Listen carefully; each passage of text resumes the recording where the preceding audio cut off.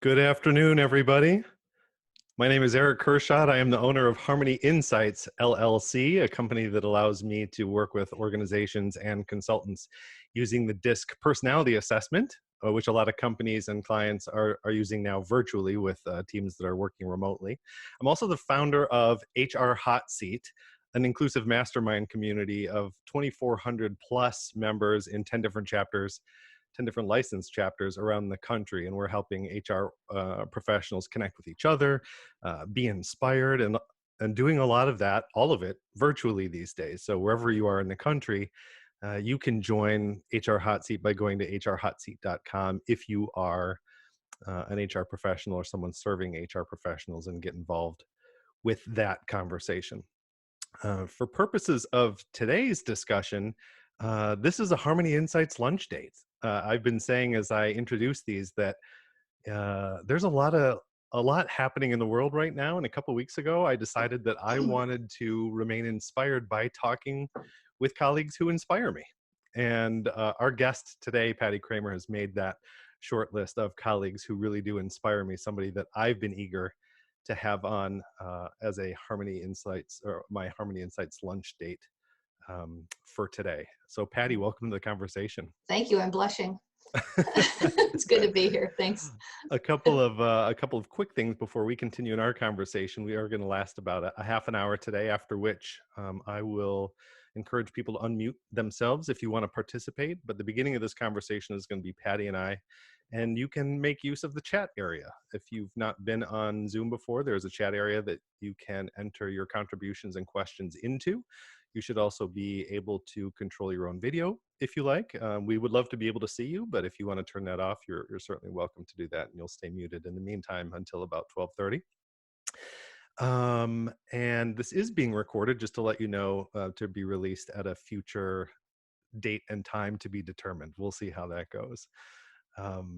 In the meantime, Patty, I'm thrilled to have you. As I mentioned, you are somebody who already does inspire me. We connect on a monthly basis, actually, to talk about a DISC and any number of things. We originally met at a DISC conference here in Chicago. Mm-hmm. Give people a sense, if you would, of who you are and what you bring to a conversation about how people can declutter their lives. Oh boy, that's a loaded question. Okay, I'm Patty Kreamer, and I run a company called Productivity Uncorked. I'm about 30 minutes south of Pittsburgh, Pennsylvania, and I'm a certified professional organizer. Run a company, as I said, Productivity Uncorked, and I coach financial advisors typically, for the most part, on how to be more productive. So I'm a productivity coach, but been a certified professional organizer for about 13 years, one of the first in the world, sat for the first exam ever. And basically I help people just declutter their life. I have written books on the topic. You know, clutter is not fun. It's kind of fun. I make fun of it, but in a fun way, not make fun of people, but just it's overwhelming. And so I help people to let it go and figure out ways to live a simpler life. So that's what I basically do. I think it's rare when you're having a conversation with somebody. You always want to have that conversation with the person who literally wrote the book on whatever the topic happens to be. And the fact that you have is such a treat. And we're going to tell people how they can find that book as well. And I'm sure some of our conversation today will come from that. I promise people a meaningful, actionable conversation related to whatever our lunch date topic happens to be. And today's, again, is around decluttering your life. So to begin with that meaningful piece, we are all impacted in some way by the coronavirus. A lot of us are working from home when we wouldn't normally be. A lot of us have been impacted in other ways. Would you be willing to share, just very briefly, a way that you have been impacted by what's going on right now? Oh, sure.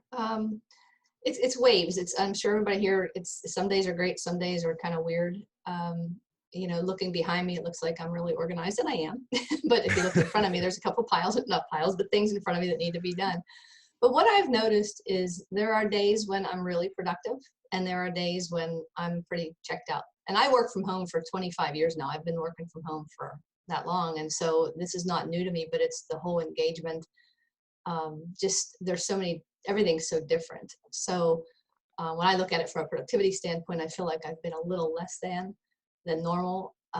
just because I don't want to be out there selling, because I'm not, that's, this is not a good time for that. But Right. as far as, and it's given me time though, to when I'm feeling less productive, to sort of organize and put some things away and really declutter my brain in some senses. So it has been good and bad in some ways. As I was considering this topic and wanting to talk with you about it, it actually it hit me pretty quickly and pretty easily, because I'm sitting here thinking, well, what could I talk with people about? What could I bring them on? And as I'm looking around my my home office space, seeing kind of how I have stuff all around me, Hmm.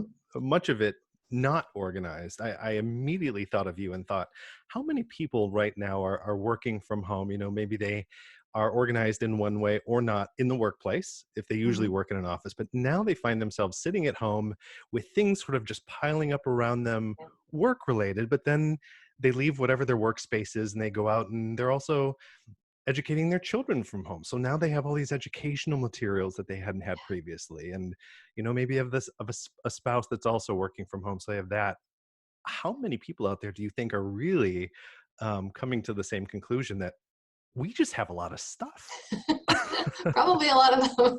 Yeah, you don't see it for 8 or 10 hours a day when you're at work, but when you're living there and working there at the same time, it can be very overwhelming, especially if the whole family is there.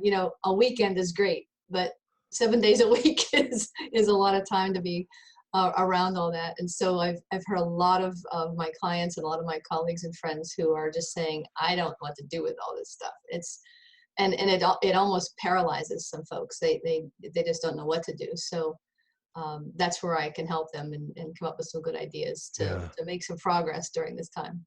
I've put together a quick poll if Zoom cooperates with me, and I'm going to launch it right now. And so if you see it, you can respond. It asks, how confident do you feel identifying and removing any clutter that builds up in your life? And your choices are confident, somewhat confident. Where do I even begin? And no clutter here. Some of us may say that just never happens. I live my life in such a way that, um, with the things around me and even how things go around in my own head, Yeah, clutter just isn't an issue for me. As yeah. people respond to that, in the work that you do with the clients who come to you, um, where does their clutter tend to live? Is it physical clutter in their space? Is it stuff that's going on inside and they're having a hard time sifting through it to get clarity on a decision that they have to make? What clutter do people bring to you? The answer is yes. Clutter comes in many formats. There's physical clutter, which is probably the one that most people think of when they hear clutter. But there's physical clutter, there's mental clutter, there's emotional clutter, people clutter, the people in your life that sort of drain you. There's time clutter. If you look at your calendar, you just don't have enough time to get what you need to get done. And then there's just brain clutter. Brain clutter is all the things, I call them the swirls, the things that just swirl and swirl all day long and you just can't capture them. And they're distracting. They kill productivity. And so those are the kind of clutter that I deal with all day long, every day Yeah. with clients, not with myself. Just be clear. I'm dealing with quite a bit of that myself. Yeah. I think like you said, we very quickly think of the physical clutter in our space, but Mhm. um, as soon as you talked about people clutter, I think about uh, Facebook friends, how many Facebook friends or Mhm. LinkedIn connections that I have, people that Yeah. I've known perhaps previously, but don't stay in touch with. Yeah. On LinkedIn, likely people that I've never known but have connected with or accepted connections for Right. one reason or another. I don't know that I'd be so bold to call them clutter, but at the same Yeah. time, who knows? I mean, it could be worth considering anyway. Who are those? What are those connections that you have, especially toxic connections potentially, Yeah. that really you could stand to do without?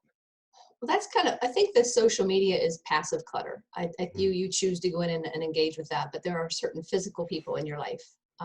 Especially now that you're working from home, it's probably different because there's different people. But when you're at work, there's certain people that drop into your office all the time, or people that call you all the time, or that just they just take every ounce of energy that you have. And that's kind of the people clutter that I talk about. If you do go on social media and it's something you're kind of hooked on, and you look at everything like it's a train wreck and you get all sucked into things, that's a lot of clutter. And that's just basically almost like a endorphin and clutter, because you get a raise out of that, but it's not necessarily the people. It's just that you're getting it from those people. Yeah. Hopefully So, you can see what I'm sharing now, the results of the poll. yeah. We have 43% of our attendees say that they feel somewhat confident identifying and removing clutter. 50% say, where do I even begin? Yeah. Good audience for this conversation. And then 7% say no clutter here. And I might have congratulations. skewed that because I did answer no clutter. So I might have skewed the results.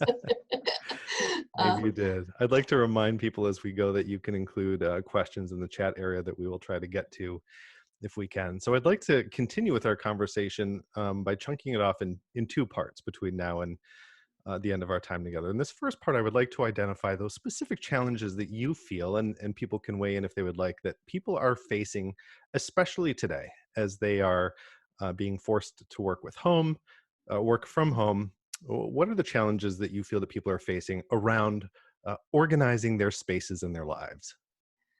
Well, there's an off balance. So sometimes you have too much stuff and not enough space. Those are like, that's a pretty bad equation to have. So if you feel like you're really in tight quarters and you're bringing home a whole office now because you never worked there, it's just a lack of space. And so one of my, and everybody's going to hear this, this is something you probably want to write down, is that clutter is nothing more than unmade decisions.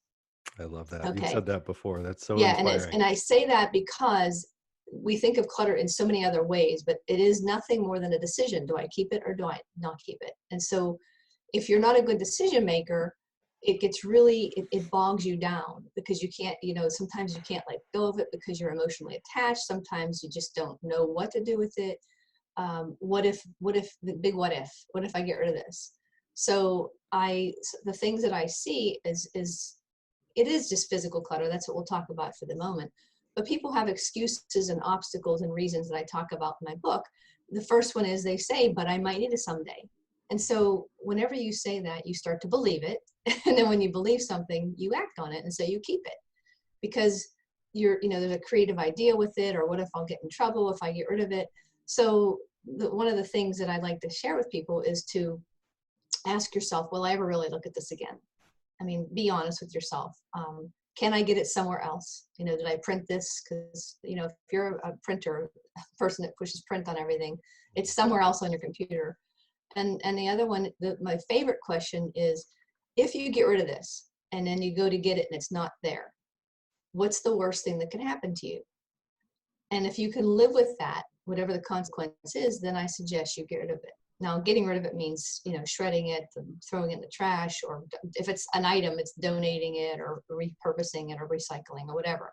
But if you can, now if you say, oh, I have all my taxes from the last 7 years, and I get rid of these, and the answer is, well, I'll go to jail if I do, then that's probably a consequence you don't want to live with, so you keep it. But if it's your 8-track tapes, that you don't have an 8-track tape player for, and they're not worth a nickel, it's probably worth moving them along into somebody else's life, or to the museum or something. I don't know. Or we But, have one attendee that's struggling with basketball cards, and it's somebody that I know, a close friend of mine. We've talked about this before. I have a collection. I've collected various things over time, and in the there's almost a sunk cost to it. I purchased these back in the day. I've kept them for this long, and every time I've come back to this decision of getting rid of them, I've decided to keep them, thereby reinforcing that is the right decision. But logically, I don't know that it's the right decision, but from a routine habit yeah. perspective, I've reinforced time and time again that this thing that I never look at, never use, never touch, that there's very little value to, needs to take up this space because I've kept it here for so long. Sometimes it's a sentimental value. And so, and I'm not here to tell you to go pitch everything, because that's not what I do. What I do is I help you make good, logical, thoughtful decisions, and not just, go get rid of it all, because that's not a good solution all the time. But if there's not sentimental value and there's not regular value, monetary value, then it is worth considering getting out of your life and into somebody else's. So if you find that you have a connection to something, move on to something that you don't have a connection to. Go to the things that you feel like you'd have a really good chance of letting go of. If you have a stack of newspapers or magazines or reading material that I call that a pile of stress, that you've been walking past for however long, and you get you don't even know it that it does this to your stomach every time you walk by, but the time when you go to get rid of it and then you go by that place again and it's not there, it's like, man, does that feel good. So it's the things that you know you can let go of readily, whether it's files, if you're in HR or whatever you do for a living. If you were allowed to get rid of them and you don't need to keep them legally, and you purge, you make space for what you really want in your life and in what you need to keep. So don't go for the hard decision ones, because organizing and decluttering is a muscle, and it's real weak at first. You're like, I don't want to do this. And then as you do it, it gets stronger and stronger. You're like, why am I keeping this stuff? I have Yeah. no idea. I've never looked at it. I don't want it. I don't need it. And so you start to make really good decisions based on a little more logic versus emotion, because that's how you make decisions, either on the spectrum. It's like the emotional end and the logical end. And if you're on the emotional end, you probably need to bring someone in to help you get a little more logical. Yeah. And again, this is only if you have stuff you really don't want and it's driving you crazy. If you're happy where you are, that's fine. But if you feel like you're a little stressed out over it, then it's always good to have someone to help you who's not going to yell at you. Never good. That's coaches joke around regularly about, it's so easy for us, and I include myself in that coach bucket. It's so easy for us to help other people make logical, emotionless decisions, because Yeah, that's how we're approaching their decisions. But when it comes to our own, we need coaches just like anybody else yeah, does, because I'm seeing that thing that I've attached so much emotion to. For me, for example, I have T-shirts that I've collected over the years that have been gifted to me, that I won, as at the end of a 5K, that was yeah. handed to me, or that commemorate some sort of tour that I've been on, or whatever it happens to be. Mhm, Yet I don't wear them for various reasons. I, I mhm. I have this ritual where I take them out of the closet, I open them up, I look at them, I'm reminded how special that time was. I Yep, fold it back up and I put it back in the closet. Because to me, getting rid of that T-shirt is the equivalent of, or I guess my fear is that it's also getting rid of a memory, getting rid of an yeah, important part of who I've been and where I've been. And that ends up becoming such an emotional, yeah. sentimental decision. Well, there's two things you can do. I mean, and well, three things. You can leave it the way it is and have your ritual, and that's perfectly healthy for you. That's great. Hmm. Or you can take pictures of them and then donate them and go through the pictures. There are a lot, I mean, especially if they're on your computer, they're a lot more digital. They don't take up space. Or you could even videotape yourself and talk about the story that you have and get it on video and then get rid of it. Something, you know, so some people, they inherit stuff. So you have your own stuff, but some people inherit, like somebody passes away and they get this whole household, or they bring in two households together and they have all these things, and then you feel like you have to keep it all. But I want to assure you, when somebody passes away or gives you a boatload of stuff, they aren't looking to make your life miserable. I hope. Some people might be, but for the most part, people are not looking to make you unhappy and miserable. And there's a lot of sentimental value. So taking those pictures or getting them on videotape and saying, this was grandma's rocking chair. It doesn't work anymore, but we have to keep it but just get some pictures or some stories and move it along. I mean, if you kept everything you've had since you were born, you would not be able to move. Hmm. Things come, things go. And love is for people, not stuff. Your Hmm. stuff cannot love you back. You can love your car, you can love your stuff, but it's never going to love you back. And so it's just an item and it's just a thing. And so that's kind of bringing that logic into it. Hmm. That's kind of extreme for some people, but Hmm. and as a professional organizer, the word professional is, I don't tell you that that's what you have to do. It's just a matter of giving you another alternative to not having to feel like you have to keep everything or have to let everything go. Yeah. Just making good sound decisions for you. We have one participant that recommended, in terms of my T-shirt conundrum, that T-shirts that are no longer being worn can be turned into masks. Um, Ah. I think the point is a good one, though, that if you can find something valuable, Mhm. a valuable resting place for whatever it is that this thing is that you have, Mhm. maybe that's part of the process, is Mhm. letting go of something that has been a value to you, but knowing that it can be a value to somebody else, whether it's sold or given away or put out into the world, however you deem necessary, so that Yeah. it continues to be a value, but Right. isn't taking up space that causes you, stress. And if you felt badly about putting them out in masks for other people, you could, not you necessarily, anybody on the call, you could hire somebody or have somebody make a quilt out of them. Right. And then you have a quilt that has one thing on your back of your couch that's always there, and you actually use it, and it kind of makes it all into one nice memory. You mentioned earlier, and I love this, I'll come back to it, that I think you said clutter is just unmade decisions. Do you find that people who are typically more decisive, first of all, join me, raise your hand if you have a hard time making decisions. I can't be the only one on this call who has a hard time making decisions. Anybody else? Show of hands. Thank you. I And appreciate those who that. didn't raise their hand are having a hard time deciding if they do or not. Right. Yeah, decision making is not easy. Do you find that the people who tend to be more decisive just don't struggle with clutter in general? No, it's like, it's across the board. There are people who are decisive they decide to keep everything. So it's not a matter of they decide not to let it go. They're very So decisive about it. yeah, it's not about that. It's about there's so many reasons why we keep things, and there's none of them are wrong, none of them are right. It's just who you are and why you do it. And some are emotional reasons. Some people have had a transition in their life that makes them need that stuff.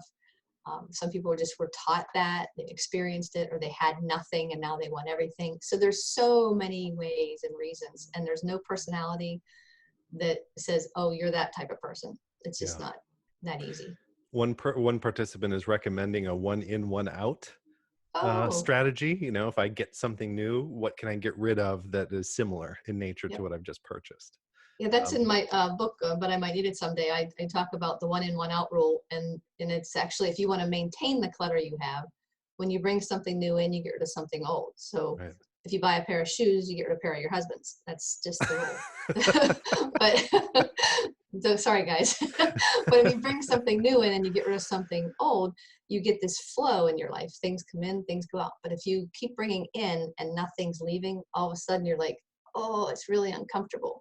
So if you want to declutter, though, you bring one in and get rid of 2 or 3 or 4. Mm-hmm. Or better yet, just start getting rid of and stop bringing in, if that seems to be your, of course, now with this whole social distancing and not being able to shop, don't go online to buy stuff. But some people love to just buy things. And so you need to really recognize that and maybe put an end or curb it at least. It strikes me that in the work that you do, people are coming to you presenting one problem, but there's actually something much deeper that they're coming to you for. So yes, on the surface, I'd imagine you could see that some of your time is spent sitting down side by side with somebody and identifying those physical things that need to be done away with. But my guess is you're providing a much more important service to that person. Can you talk just a little bit to what's going on behind the scenes that you are really fundamentally addressing when you're helping people declutter their lives? Oh, sure. It runs the gamut. And there's nobody that's alike, but there's so much.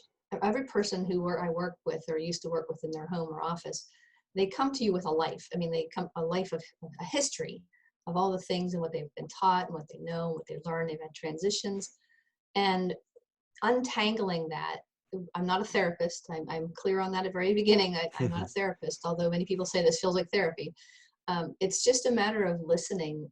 Sometimes if you have people they're holding something and you say, oh, what is this? And they'll tell you a story, that there's something about everything that they touch. And then you can start to see a pattern of why they acquire or who they acquire from, or somebody's dumping it on them or whatever it might be. And then I try to equip them with the language to prevent that. Like if I have a niece who her in-laws and her parents just give their kids tons of stuff. I mean, this baby's a year old and she has more things in her life than I've ever had in my whole life. and I just said to her, why don't you start asking for people to donate to their 529 plan, which is their college fund? She's like, I'm going to do that. And so she did. And it just, they want to spend. And it's like, the child is 1. She's never going to remember this stuff. But when she goes to go to college, you can tell her, oh, you had a great bunch of toys whenever you were a kid, but you can't go to college because you don't have any money. So it's just really redirecting that kind of thing. But if it's somebody that just really loves to have their stuff, sometimes just shining a light on it and letting them hear it and understand why why they think the way they think or do the things they do, they start to understand that this can be changed. Because stuck in a way that they are. I mean, you can change, and you can learn how to make decisions, and you can learn how to curb things or to increase your output and decrease your input. So really, it's just a matter of shining a light on what is causing the issue of clutter. Yeah. And I think as you're talking, it makes me think that we could be surrounded by stuff, and if it's not impacting us in any sort of negative way, Hmm. and nobody's being harmed by it, either myself or you, Hmm. then it's just stuff, right? And then so I go about my business and you go about your business, and but as soon as stuff becomes clutter, meaning we start using that term, Yeah. now it seems like we're layering on a level of judgment in a way, or we've Hmm. we've I'm not sure exactly how to put it, but as soon as stuff becomes clutter, that's when we need to do something about it. Would you agree with that terminology Yeah. shift? Yeah, I would think that's a really good way of saying it. It's just when it becomes an issue for you, Hmm. and sometimes you don't even know it's an issue for you. But like if you work in an office, way back in the day, 2 months ago, we used to work in an office, and you had a really messy desk. People do judge you because they want to give you a piece of paper. They're like, I don't know if I want to give you this because I might never see it again. Right. So people do say things like that, and it's they don't trust as easily. Hmm. In your own home, again, clutter is what you no longer see. So when it starts to sort of blend in and you don't even see it anymore, that's kind of when it hit the clutter point as well. And so if it starts to disappear on you, then you might just want to stop long enough. And anybody can stop at any moment and look all around their space and say, is this the way I want it to look? Or Hmm. is this the stuff I want to have? And if the answer again is yes, great, continue on. But if not, that's when you have to stop and start to get a plan in place to make your way through that stuff. Excellent. Well, if you can believe it, we are almost Oh my already gosh. at our time. These half-hour lunch dates go by so quickly, but that's Yes. also part of the goal, is that people can join me for my lunch hour anyway. It's not lunchtime for everybody. You're past yours on the East Yeah. Coast. Yeah. Get something out of it, and then and move on with their afternoon. So a couple of things I want to do in parting, and again at 12:30, we'll allow people to unmute themselves and contribute if they would like to. In the meantime, what is, I'm sure you have an entire list. What is one thing that attendees on this call can do immediately after this call to assess and begin to address some of the clutter in their lives, however they define that word? Okay. Well, it just take 5 minutes in your life to sit down and just find the spot in your life where you're just uncomfortable with all the clutter. Could be your kitchen, it could be your bedroom, it could be your basement, garage, I don't care where it is. And just sit with it for a minute with a piece of paper and a pen and write down what needs to be done. What look, or just sit and look. I'm not asking you to touch anything, but just look around and then say, okay, that pile can go to the trash. I can move things around, I can donate that. And just start to get a feel for it. And then I would go on your schedule and I would schedule half an hour, whatever your tolerance level is, an hour, 3 hours, 15 minutes, I don't care what it is, on your calendar to just start. And I can't go through the whole thing, but I have a process where you purge for a half of the time that you have available, and then you start putting away the other half. So if you have a half an hour, take 15 minutes to just make decisions and then say, this is going away, this is staying, this is going away. And then when your 15 minutes is up, they have 15 minutes to put things away that you're keeping. And if you do that every day, for half an hour a day, you'll start to see some progress. Hmm. Um, it's much deeper than that, but that's my fastest thing, as I would say, to just start by looking around and making a list of what you want to have done. And if it's helpful to anyone, I have personally had success if I just look at a pile of things or a collection of things where it is, and then decide whether or not to leave it there or get rid of it. It usually is going to stay. If I can first remove that pile or remove that collection or whatever that clutter is, remove it from where it sits. Mhm. So now I have to do something with it. I have an additional decision of putting it back, Right. or getting rid of it, or whatever it is, keep, get rid of, sell, whatever it is, whatever your buckets are. Just that act of removing it from where it's always been and having to put it back and be intentional about putting it back can really change my perspective on what that is. Yeah. Take it out to the living room and sit by the TV and just go through stuff. You can multitask with stuff like that usually. Yeah, exactly. Well, this has been a great conversation. We've had some wonderful input from people in the chat. where can people, and I'm sure they're going to want to be in touch with you to learn more about how you help folks who could use some assistance organizing their spaces, or who may even want to get a copy of your book, which I have, called But I Might Need It Yeah. Someday. How can people engage with you outside of this discussion? Probably the easiest way is to go to our website. It's productivityuncorked.com, and you can contact me from there, or you can give me a call or text me or whatever. There's all kind of information there, and we have all of our books there as well on the store.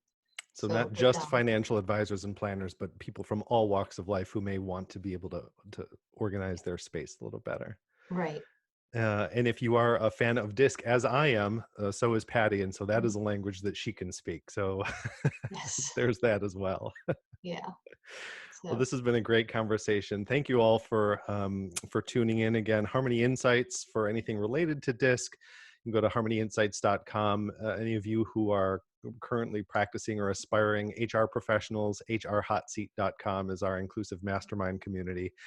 And if you enjoyed this and would like to participate in future Harmony Insights lunch dates, and we do have some on the calendar, that's all at harmonyinsights.com/lunch dates. You mhm. can sign up for those there and then help spread the word so that other people find out about them as well. Patty, it's been a fantastic conversation. I wish we could spend the entire afternoon talking about this stuff. Maybe someday we will. I'm sure It we was great. will. Thank you so much for having me. Appreciate all of you taking time out of your busy day too.